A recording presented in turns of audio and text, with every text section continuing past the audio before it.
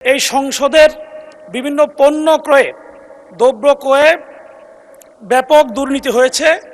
যেই ক্যামেরা কেনার কথা ছিল 18 লক্ষ টাকায়, এটা ক্রয় করা হয়েছে 58 লক্ষ টাকায়। গাজীপুর 4 আসন থেকে নির্বাচিত মাননীয় সদস্য জনাব সালাউদ্দিন।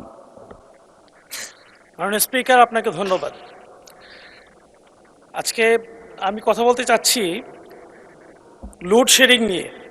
এখন আমাদের বিশেষ করে গাজীপুরের কাপাসিয়ায় 10 থেকে 12 ঘন্টা পর্যন্ত লোডশেডিং হয়। সেখানে চিকিৎসা ব্যবস্থা ব্যাপকভাবে ব্যাহত হচ্ছে। তার কারণে সেচ ব্যবস্থা ভেঙে পড়েছে। এসএসসি পরীক্ষার্থীরা হাই হাই করছে।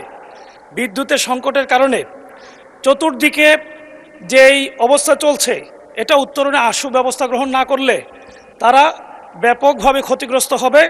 বিষয়টি দেখার জন্য সম্মানিত বিদ্যুৎ এবং জ্বালানি মন্ত্রীর কাছে বিনয় অনুরোধ করছি। একই সাথে যেহেতু আমার নির্ধারিত বিষয় শেষ হয়েছে, একটি বিষয় আমি নজরে আনতে চাই।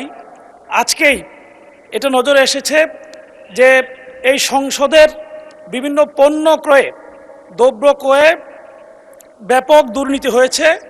যেই ক্যামেরা কেনার কথা ছিল 18 লক্ষ টাকায়, এটা ক্রয় করা হয়েছে 58 লক্ষ টাকায়। যেই দ্রব্যাদি 4000 টাকায় কেনার কথা, সেটা 21,000 টাকায় কেনা হয়েছে। এ ধরনের দুর্নীতি অতীতেও বাংলাদেশে হয়েছে। এটা যেন বন্ধ হয়, সে বিষয়টি সংশ্লিষ্ট কর্তৃপক্ষে উদ্যোগ গ্রহণ করবেন বলে আমি প্রত্যাশা করছি।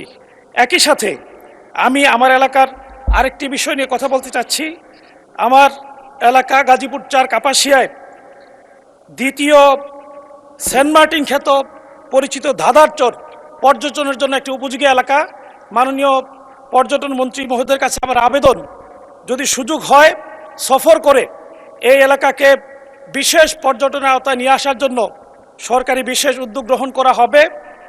এই এলাকাটি ঢাকা নিকটবর্তী হওয়ায় প্রচুর পর্যটক সেখানে আসবেন বলে প্রত্যাশা করা যায়। একই সাথে ধন্যবাদ মাননীয় সদস্য।